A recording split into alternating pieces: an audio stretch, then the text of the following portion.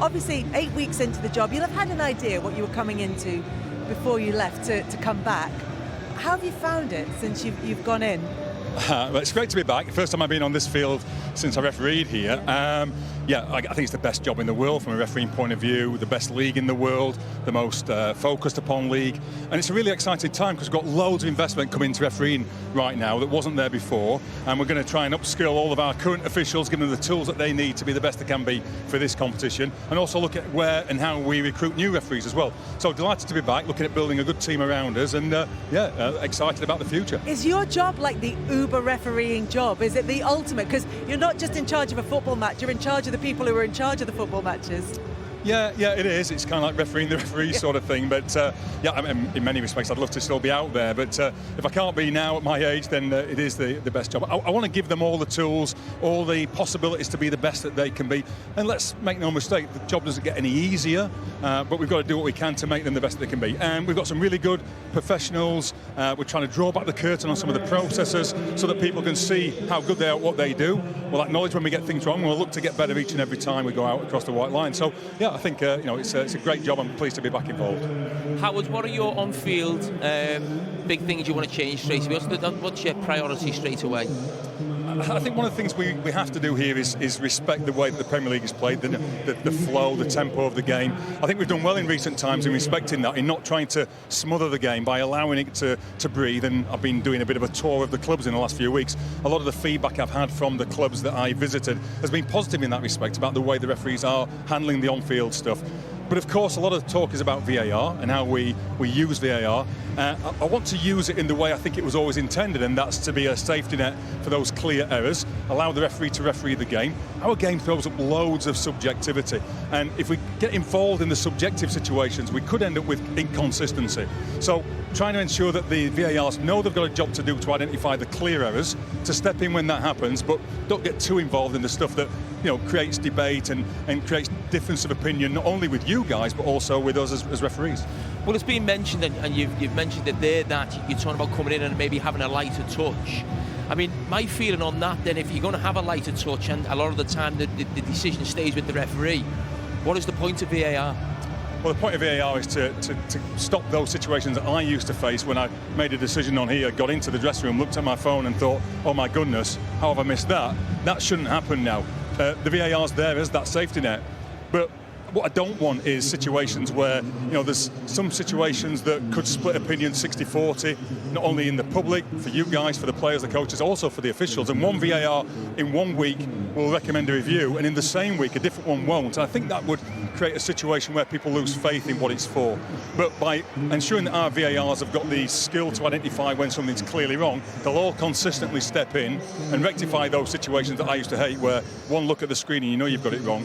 And the officials like using VAR. It gives them that comfort of knowing that they're not going to make those errors that that they're going to have to live with for the next few days. Is the problem though sometimes with VAR, if you have a lighter touch, that the bar is actually too high for the VAR to get involved and actually change a referee's decision? Because for me, the most important thing is not who makes the decision, that we get to the right decision. Yeah, I agree. And if something's clearly wrong, they should get involved. And we've told the VARs, if you recognise a clear error, get involved. We don't want the bar so high that you never see it being used.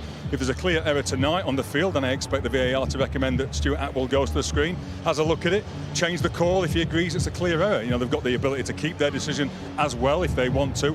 I think that, and also, by the way, if we do miss one, because the VAR hasn't recognised it as a clear error, I'll come out and say we should have got involved there, so people don't lose faith on where the bar is. I don't want people thinking that, why have they not got involved? That we'll say we got it wrong. A human error can happen on the field and in the VAR booth. But for sure, it's here to stay. It's a really good tool.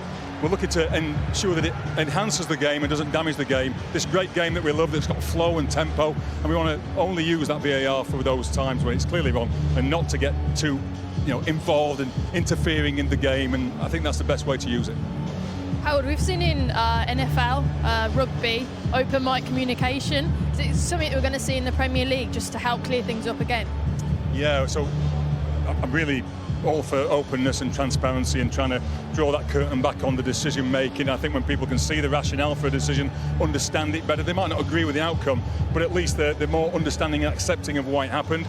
We're trying to do some work with the broadcasters so that you can tell the story to people back home, but also the people in the stadium need to know too. And you've seen in the World Club Cup, as recently as the last couple of days in Morocco, referees coming out, having looked at the screen on a video review and announcing the outcome to the stadium.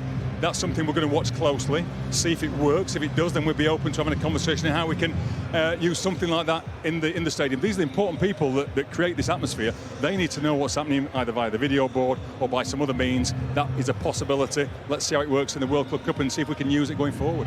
Howard, you seem to be talking a lot more about transparency and sort of admitting when you make a mistake, and I think ultimately that would be something that would be welcomed, I'm sure, across football. So just to ask you about a couple of specific instances, the Fabinho and Andy Carroll tackles last weekend in the FA Cup, would they be instances where you feel like the VAR should have got involved? Yeah, I mean, certainly the Fabinho one was one that we actually acknowledged publicly that, you know, it should have led to a video review. The referee showed a yellow card. The VAR didn't feel it reached that threshold of being a clear error. We feel he was wrong. We feel that he should have got involved. It should have overturned the decision. He can make a similar case for the tackle by Carroll on Ericsson, which wasn't a great tackle, was it? You know, there are some elements of, you know, subjectivity in a lot of tackles, but some just stand out and we have to get involved. And what we need to do is not only acknowledge that we should have got involved, but also take the learning from that so that it happens as rarely as often. We mentioned we want to keep the ebb and the flow of the game. We want to allow some contact and not penalise it. But we also have to recognise when there's a need to intervene, when there's a contact that does have a detrimental effect on a player, or one that has, you know, an element of endangering the safety of the opponent. And they're the ones we have to step in on. And we'll acknowledge where we get those wrong, take the learning, try to reduce those errors as much as we possibly can. Yeah, the other big decision or big controversy in the last few weeks was the Manchester derby. The offside goal, not offside goal, the one that Bruno Fernandes scored when Rashford obviously sort of left the ball. What was your post-match analysis with the referee and on-field officials of that? And how do you see that now if that happened again tonight in this match? Yeah, I think it was the most talked about situation in the Premier League so far this year. An offside player who doesn't touch the ball, the question then becomes, does he interfere with the opponents? And over time, the laws of the game have moved in a direction where to be penalised for being in an offside position without touching the ball, you have to do one of four quite specific things. The aim was to be consistent in the application. Rashford doesn't exactly do those four things, but you could make an argument that he does. There's definitely an interpretation needed. There's some element of subjectivity about it. On the day, the officials felt that he didn't interfere as per the way it's defined in the law. That was supportable. I think the game has told us that there's an expectation that that situation should have led to an offside. We're here to serve the game. We're here to listen to the game. I think if that exact circumstance happens again, you'd probably see a different outcome now based on all of what we've taken on board since then. But on the day, it was a judgment that was made, you know, based on the interpretation that was made on the field by the officials. It was supportable, but I think the game tells us it was probably expected to be offside. When you say the game, who have you consulted specifically? Are you just talking about the general noise when you talk about people you've listened to? The clubs, the players, the managers, who is it? Yeah, not just that. We speak to other associations, be it the LMA, PFA, clubs. We speak to league execs, we speak to our officials. We discuss these situations and we tweak things as we go. And again, I want to say you can't say that was an incorrect decision because the law is quite subjective. There's some flexibility in the way that you can interpret the law. It's clear that, you know, most people would expect that to be offside if exactly the same thing happens again. But, you know, how often does that happen where something is exactly the same? I think the issue with that one is that Rashford followed the ball for quite some distance and got really close.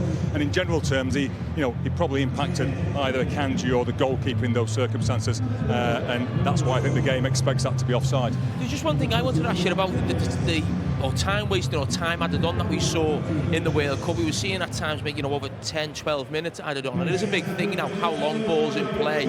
How do you plan to sort of fix that problem of time wasting maybe in the game and the ball not being in play as long as it should be? I think of all the things we talk about at the moment, apart from VAR, effective match time is the thing we talk about the most. How we can get more playing time. One of the ways you could do that is by adding a lot of time on at the end of the game, like we saw in the World Cup, where things that would maybe normally not be added on, for like normal goal celebrations, we were seeing every second of that being added on at the end of the game. That doesn't normally happen in the top 5 leagues in Europe. Hence the reason why in the England game, where they're winning 6-1, we saw 9 minutes at the end of the game. You wouldn't normally see that in the Premier League or in La Liga or Serie A. That is what we saw. That's an option. I think one of the things we have to do is also keep the momentum in the game. So we deal with time wasted. Players who kick the ball away or stand in front of free kicks. Players who clearly time waste. One of the things that I want to do is give the officials the tactical awareness so they can identify those things more readily. And we're putting a team in place with some really highly qualified, talented individuals to give the officials the tactical awareness, the physical preparation, all the things that they need to deal with what they're presented with in a modern game. There's no doubt the teams are better prepared than ever to get those marginal advantages, and we need to be able to do the same, give our officials all of that tactical nous to deal with those tactics that are meant to delay the game, slow the game down, get those advantages. Howard, it's been really interesting talking to you. Thanks so much for coming out. I know we're going to be hearing a lot more from you as part of this new sort of more open approach, so thanks very much for coming out. Sorry, thank you. Thanks.